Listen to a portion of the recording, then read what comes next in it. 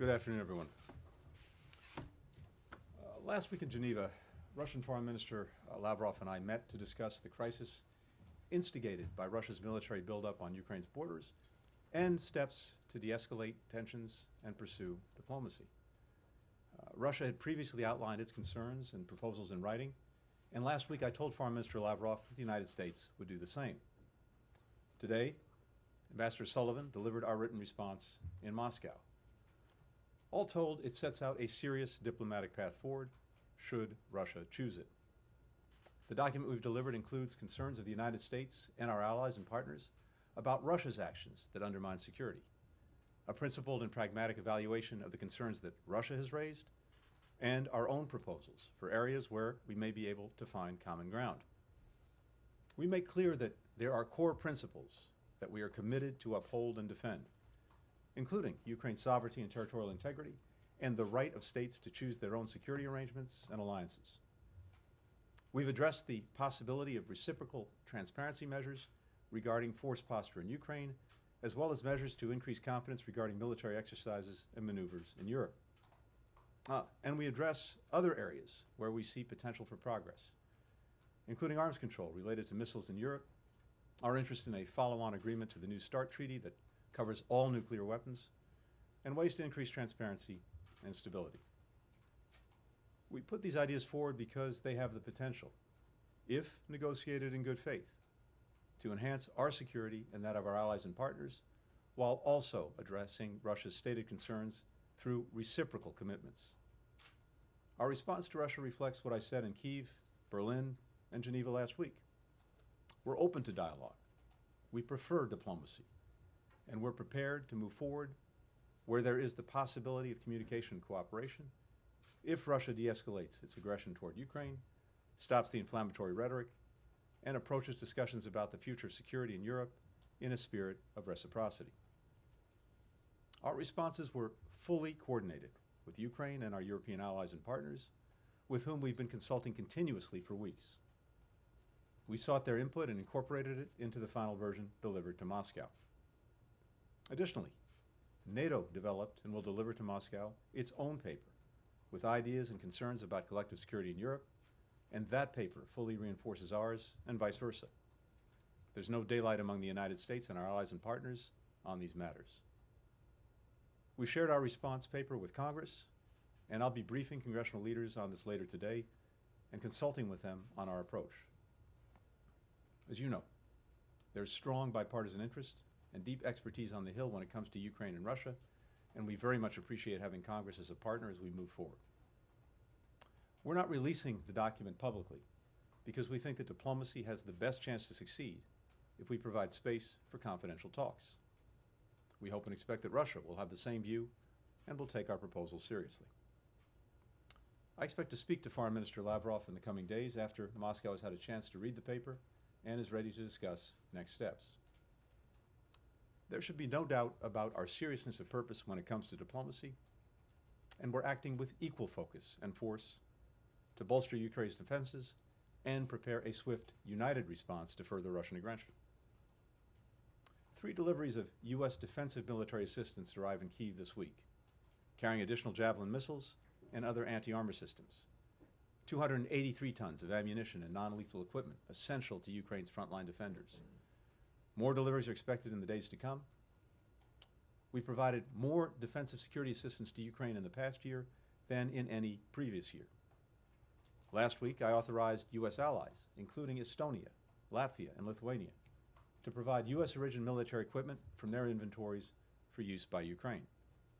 Also last week, we notified Congress of our intent to deliver to Ukraine the Mi-17 helicopters currently held in Defense Department inventories, 5 of them.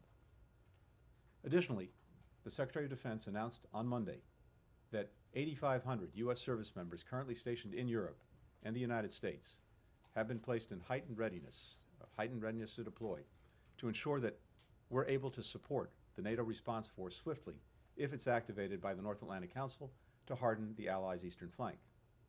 Other NATO allies have also announced steps that they're prepared to take, and we expect more in the coming days. We've taken this step out of prudence. We hope those forces don't have to be activated for deployment. But if they are, we will be ready. We're also continuing to coordinate with our European allies and partners on severe economic sanctions to hold Moscow accountable for its actions. We've developed a high-impact, quick-action response that would inflict significant costs on the Russian economy and financial system.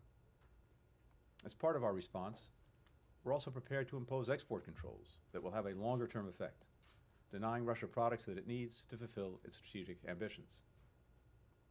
On top of all of that, our allies and partners are also stepping up to provide assistance to Ukraine in various and mutually reinforcing ways. As we've done many times before, the alliance and individual allies are coming together to support our partners and to defend what should be inviolable principles that have helped provide unprecedented security, stability, and prosperity for decades in Europe and around the world.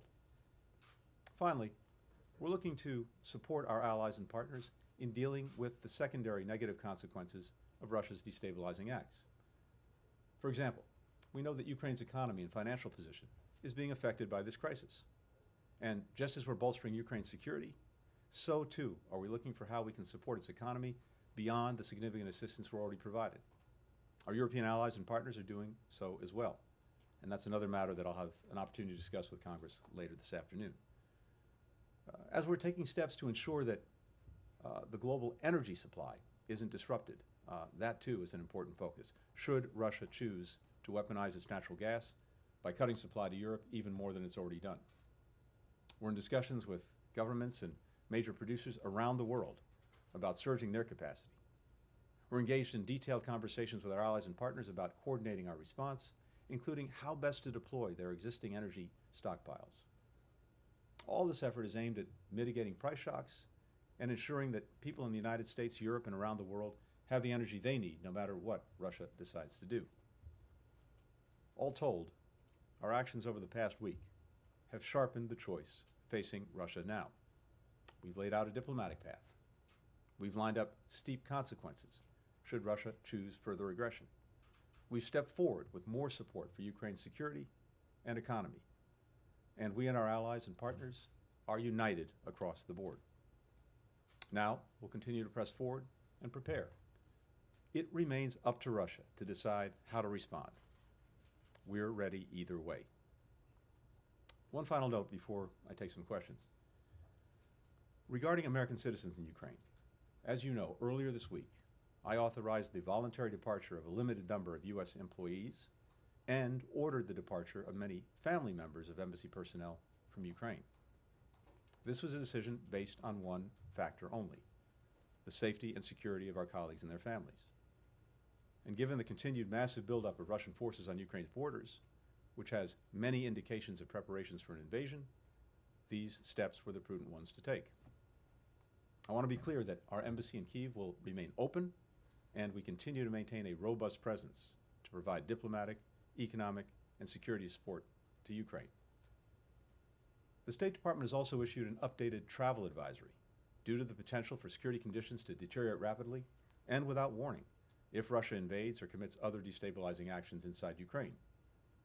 Our message now for any Americans in Ukraine is to strongly consider leaving using commercial or other privately available transportation options.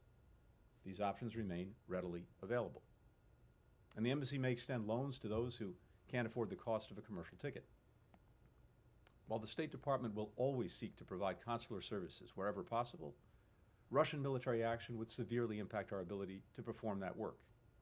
And if Russia invades, civilians, including Americans still in Ukraine, could be caught in a conflict zone between combatant forces.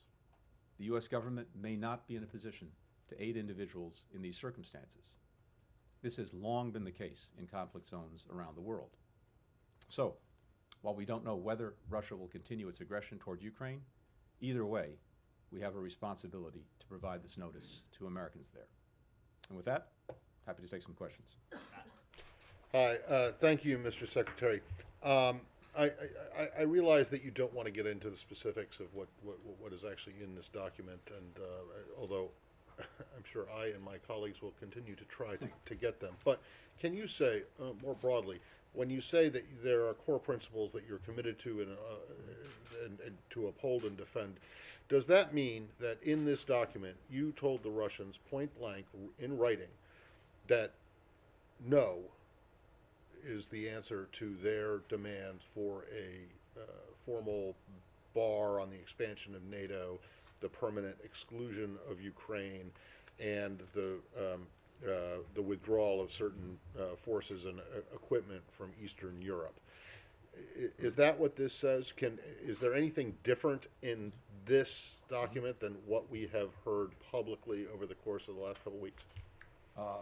Again, without going to the specifics of the document, I can tell you that it reiterates what we've said publicly for many weeks and, in a sense, for many years, that we will uphold the principle of NATO's open door, and that's, as I've said repeatedly in recent weeks, a commitment that we're bound to, and so. The document, as I said, makes very clear some of the basic principles that we are standing by, committed to, and will uphold, much of which has been stated in public, including by me in recent days and weeks, and that goes to NATO's open door policy. So you would say that it is accurate to say that there are no concessions in this? This isn't about concessions. Well, there is no change in the U.S. and NATO position in this document. First of all, there is no change. There will be no change. Second, we reiterate that principle. Of course, it is for NATO, not the United States unilaterally, to discuss the open door policy. These are decisions that NATO makes as an alliance, not the United States unilaterally. But from our perspective, I can't be more clear. NATO's door is open, remains open, and that is our commitment. Thank you. Margaret? Thank you. Thank you, Mr. Secretary. Do you have any reason to believe then that the document that was submitted will in any way lessen the chance of Russian action, or was this just to show you tried? Margaret, what we do in this document, besides laying out our core principles, besides sharing our concerns, concerns of allies and partners, about things that Russia is doing that we believe undermine security and stability, we also do lay out areas where we believe that together we could actually advance security for everyone, including for Russia, based on some of its stated concerns, as well, of course, as for us and for our allies and partners. And so there are a number of areas, again, based on what Russia has said, that I think would make a difference if done on a reciprocal basis and approached in good faith. So, for example, as we've said, the placement of offensive missile systems in Ukraine, military exercises and maneuvers in Europe, potential arms control measures, greater transparency, various measures to reduce risks. All of these things would address, I think, mutual concerns, including concerns stated by Russia, and advance collective security. So I think there are important things to work with if Russia is serious about working with them, and that is up to President Putin. We'll see how they respond. But there's no doubt in my mind that if Russia were to approach this seriously and in a spirit of reciprocity, with the determination to enhance collective security for all of us, there are very positive things in this document that should be pursued. We can't make that decision for President Putin. Only he can make it. But this is an offer to begin negotiating? We've said throughout, and we of course started this process with the conversations that took place in our strategic stability dialogue with Russia, between Russia and the United States, about 10 days ago, at the NATO-Russia Council, at the Organization for Cooperation and Security in Europe, that again, we understand Russia has stated concerns about security. We have our own very clear concerns about security and the actions that Russia's taking that undermine it. And we are prepared to discuss and, if appropriate, eventually negotiate steps to enhance everyone's security. And I've laid out some of the areas where we think we could do that. But right now, this is about the areas and ideas that we could pursue. And we'll see how Russia responds. Thank you. Secretary, have you considered that Russia is just buying time till they're in a place to invade Ukraine, making you jump through hoops like hand-delivering written responses to questions that you've answered time and time again in the past? And meanwhile, they're destabilizing Ukraine from within, the economy's crumbling, you're spending hundreds of millions of dollars shoring them up. At what point do you stop playing Russia's game and take preemptive action now? So Ben, first, we're, as you know, not standing still, and we can walk and chew gum at the same time, and that's very much what we've been doing. So we've been clear to Russia that there are two paths: a diplomatic one, but also a path of defense and deterrence, and if Russia chooses aggression, a path that will lead to massive consequences. And so even as we've been engaging in the diplomacy, which is my job and responsibility, we have been very resolutely preparing for Russia to take the other path, the path of aggression. And as I laid out, the work that we've done over the past couple of months in bringing allies and partners together around massive consequences for Russia should it renew its aggression, and the very detailed work that's been done on that. But they're The being shoring up, aggressive let me now. finish if I may, Sorry. please, and then come back to you. The shoring up in very significant ways of our support for Ukraine, including the defensive military support, the drawdown that the President issued in December, which is now being delivered to Ukraine, the additional steps to make sure that defensive military assistance was being made available to Ukraine, including the authorizations that I signed a week ago to allow other countries that have U.S. origin military equipment to share it with Ukraine. The work we're doing to bolster Ukraine's economy, the work we're doing to shore up Europe on energy if there are disruptions as a result of conflict. And, of course, the orders that the President gave, the Secretary of Defense gave earlier this week to make sure that we are fully prepared on a moment's notice to reinforce NATO's eastern flank in the event of renewed Russian aggression. All of those things have been happening very deliberately and effectively over the last many weeks. So these two paths and the approach that we've taken, these are mutually reinforcing. The work that we're doing on defense, on deterrence, bringing allies and partners together, I think reinforces our diplomacy. And at the same time, it's very important that we pursue the diplomacy, whether or not, you may well be right, that Russia's not serious about this at all. But we have an obligation to test that proposition, to pursue the diplomatic path, to leave no diplomatic stone unturned, because for sure, it's far preferable to resolve these differences peacefully, consistent with our principles, than it would be to have renewed aggression, renewed conflict, and everything that will follow from that. But the point is, we're prepared either way. Mark. Hello, Mr. Secretary.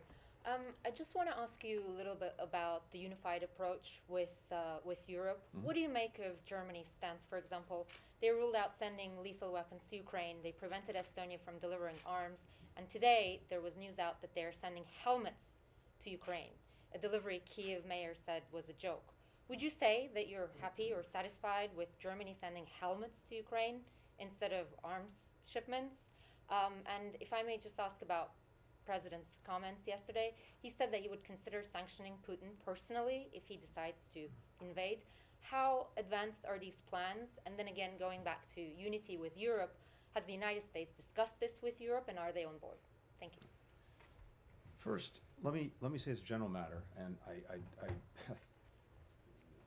at the risk of patting ourselves on the shoulder, I have to say I was struck when I spoke to the Foreign Affairs Council of the European Union a couple of days ago, that partner after partner, this was in the EU context, but I've heard the same thing at NATO, referenced and the word that was used was unprecedented coordination and consultation with allies and partners on this issue and on this challenge. And one result of that unprecedented coordination and consultation is, as I see it, very strong solidarity in terms of the consequences that will befall Russia if it renews aggression against Ukraine. And that is across the board. And that includes Germany. And I was just in Germany, as you know very well, meeting with Chancellor Scholz and spending a lot of time with my German counterpart, Foreign Minister Baerbock.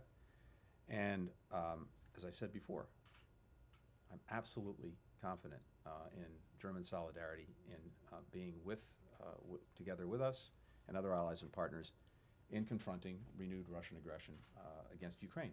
Now look, different countries have different authorities, they have different capabilities, they have different areas of expertise, and we're bringing all of those to bear, but doing it in a way that is complementary.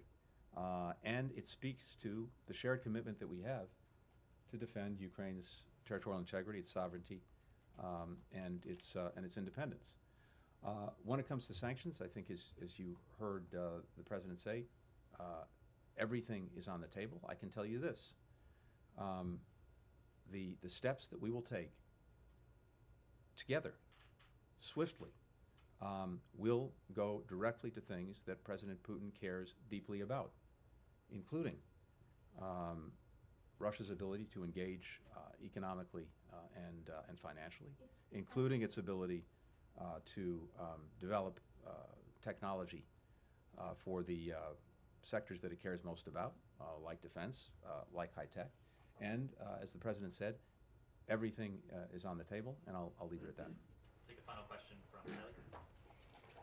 Secretary, I was just wondering if this document should be considered a proposal from President Biden to President Putin, and if you can also shine a little bit of light on President Biden's role in crafting this message.